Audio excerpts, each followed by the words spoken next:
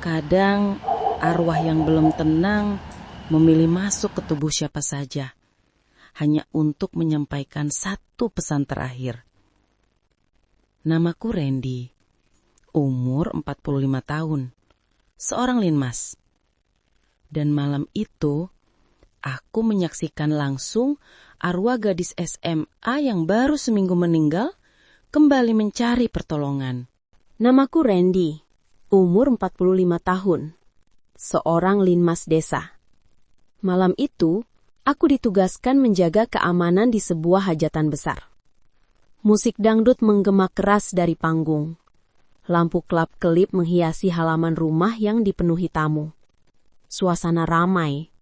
Orang menari, anak-anak berlarian, pedagang makanan mondar-mandir. Semua terlihat normal.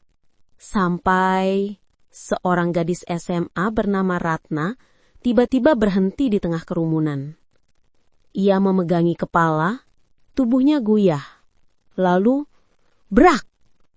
Ratna tersungkur ke tanah, tubuhnya kaku seperti tersetrum. Beberapa warga menjerit. Aku berlari mendekat. Tapi sebelum aku sempat menyentuhnya, Ratna mendongak perlahan, matanya kosong, dan dari mulutnya keluar suara yang bukan suaranya. Sakit! Saat itu aku tahu, malamku berubah menjadi mimpi buruk. Ratna merangkak mundur, tubuhnya gemetar, tapi matanya menatap liar ke segala arah. Warga sekitar panik, beberapa mundur sambil menutup mulut, yang lain mulai membaca doa pelan-pelan. Aku mendekat, mencoba menenangkan. Ratna, dengar aku, kamu kenapa? Tapi gadis itu menoleh cepat ke arahku, seperti dicabut dari dalam tubuhnya. Tatapannya kosong, namun ada sesuatu di baliknya. Sesuatu yang bukan dirinya. Tiba-tiba ia tertawa kecil, pelan, lalu berubah menjadi tangis sesenggukan. Aku takut, gelap, dingin. Suaranya bukan suara remaja perempuan, terlalu berat, serak, seperti suara seseorang yang lama menangis dalam kegelapan. Kerumunan semakin panik. Salah satu ibu berteriak, "Tolong panggil Mbah Karyo, cepat!" Beberapa pemuda langsung lari keluar area hajatan. Selama menunggu, Ratna terus bergumam tak jelas. Kadang menangis, kadang merintih seperti orang kesakitan. Aku hanya bisa berdiri di sampingnya, merinding ketika dia tiba-tiba menatap ke arah tikungan jalan di kejauhan, arah tempat kecelakaan tragis terjadi seminggu lalu. Dan pelan Ratna berkata, "Dia belum pulang." Kalimat itu membuat tengkukku langsung dingin. Beberapa menit kemudian, para pemuda kembali sambil menuntun seorang kakek berusia lebih dari 70 tahun. Dialah Mbah Karyo. Sesepuh yang sering dimintai bantuan kalau ada warga kesurupan. Begitu tiba, ia tidak langsung berbicara. Ia hanya menatap Ratna yang masih meringkuk sambil menangis. Tatapan Mbah Karyo tenang, tapi tajam. Seolah ia sudah tahu apa yang sebenarnya terjadi. Beliau duduk bersila di depan Ratna, menyalakan kemenyan kecil, dan mengetuk tanah 3 kali. Ratno, sing melebu awakmu sopo? Ratna, siapa yang masuk ke tubuhmu? Ratna mengangkat wajahnya perlahan. Gerakannya kaku, seperti boneka ditarik tali. Matanya melotot. Lalu, ia berteriak, "Jangan usir aku!" Suara itu menggema di seluruh area hajatan, membuat semua orang otomatis mundur beberapa langkah. Mbah Karyo tetap tenang. Ia menaruh telapak tangan di tanah, memejamkan mata dan berbicara lembut. "Le, ojo wedi. Kowe sopo, Nduk? Hayah, jangan takut. Kamu siapa, Nak?" Ratna menggigit bibir, tubuhnya bergetar keras. Kemudian dengan suara pecah. Suara yang sama sekali bukan milik Ratna. Pelan, tapi jelas. "Aku, Wati." Begitu nama itu keluar, suasana di hajatan langsung berubah sunyi. Semua orang saling memandang, wajah pucat. Karena Wati adalah gadis SMA yang meninggal seminggu lalu, di tikungan jalan hanya beberapa ratus meter dari lokasi hajatan malam ini. Begitu nama Wati disebut, beberapa ibu langsung menutup mulutnya, terisak pelan. Ayah Wati yang kebetulan hadir di hajatan malam itu, terduduk lemas, seperti tidak percaya bahwa suara anaknya kembali lewat tubuh orang lain.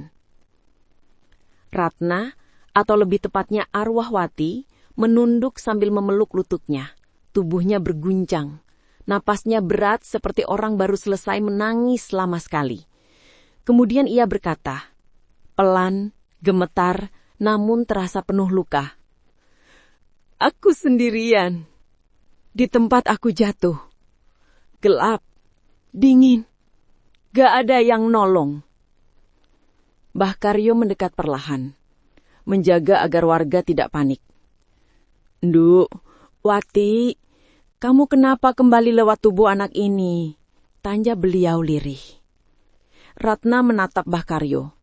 Tatapannya kosong, tapi penuh permintaan tolong. Aku belum pulang. Aku bingung. Aku takut. Aku masih di tikungan itu. Suasana berubah semakin tegang. Tidak ada suara musik. Tidak ada teriakan penonton dangdut. Yang tersisa hanyalah bisik-bisik ketakutan warga dan suara Ratna yang seperti menangus dari dua dunia sekaligus. Ayah Wati menangis pelan. Wati, nak, kamu mau apa? Kamu mau apa supaya tenang? Arwah itu menjawab, masih dalam suara pecah dan serak. Taburi bunga dan doakan aku di tempat aku jatuh. Jangan biarkan aku sendirian di sana. Setelah kata-kata itu keluar, Ratna tiba-tiba terdiam.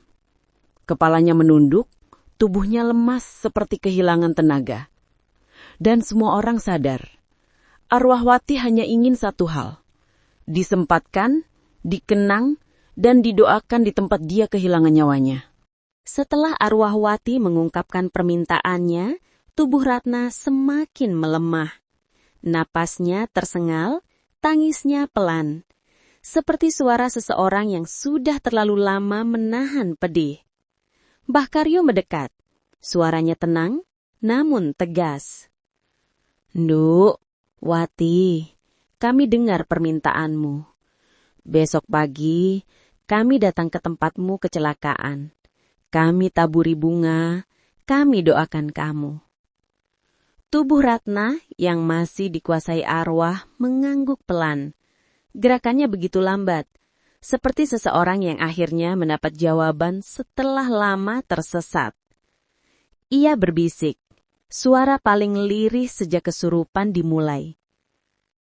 Terima kasih, aku ingin pulang. Beberapa detik kemudian, tubuh Ratna tiba-tiba rontok ke tanah. Kepalanya tertunduk, seluruh tubuhnya seperti kehilangan energi sekaligus. Mbah Karyo merapal doa singkat sambil menempelkan telapak tangan ke punggung Ratna. Lalu, dengan satu tarikan napas panjang, Ratna membuka mata, kali ini dengan tatapan normal. Ia kebingungan, tidak ingat apapun. Dan semua orang tahu, arwah itu telah pergi, meninggalkan pesan terakhir yang menunggu untuk diselesaikan.